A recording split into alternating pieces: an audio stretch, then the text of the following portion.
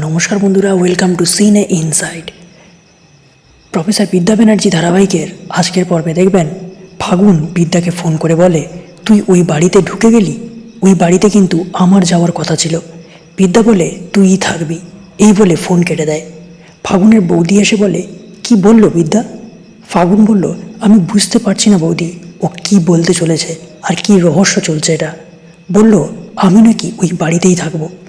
সেই সময় কাশ্যপ ফোনে বলে, রাজদেববাবু ওখানে কি খবর? রাজদেব বলে, বরণ করে নিয়েছি বিদ্যাকে, হাতে কিন্তু বেশি সময় নেই, এই ধরে নাও 36 ঘন্টা। কাশ্যপ বলে, এই 36 ঘন্টায় অনেক কিছু হয়ে যাবে। আপনি আমি তো জানি এই বিয়েটা একটা সাজানো নাটক, আপনি চিন্তা করবেন না, কাজ শুরু হয়ে যাবে। এরপর ফাগুনের বৌদি বলে, দাদা কি বলছেন এসব, আর কি চলছে এসব? সেই সময় ফাগুনের দাদা এসে বলে, ঠিকই বলছে, ওই কলেজ আমরা ভেঙে দেব, উড়িয়ে দেব, ওখানে তৈরি হবে বাংলার সবথেকে বড় একাডেমি, তার ওপরে বসে থাকবে রাজদেব চ্যাটার্জি আর কাশ্যপ ব্যানার্জি।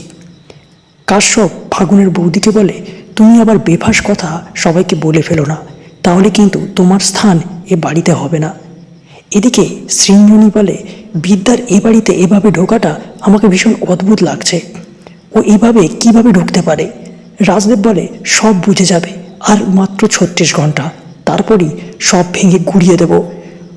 এটা শুনে ত্রিধা, সৃঞ্জনী সবাই অবাক হয়ে যায়। সৃঞ্জনী বলে, আমি বুঝতে পারছি, ওরা সবাই লড়াইয়ের ময়দানে নেমেছে, লড়তে নেমেছে, এটা লড়াই ছাড়া আর কিছুই নয়।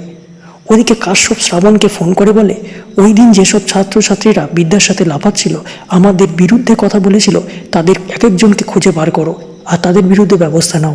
আর এইগুলি আড়াল থেকে কিছু স্টুডেন্ট শুনে বিদ্যাকে ফোন করে দেয়। তাহলে কি হতে চলেছে বন্ধুরা, জানতে দেখুন প্রফেসর বিদ্যা ব্যানার্জি। ভালো লাগলে আমার চ্যানেলকে সাবস্ক্রাইব করে পাশে থাকবেন। ধন্যবাদ।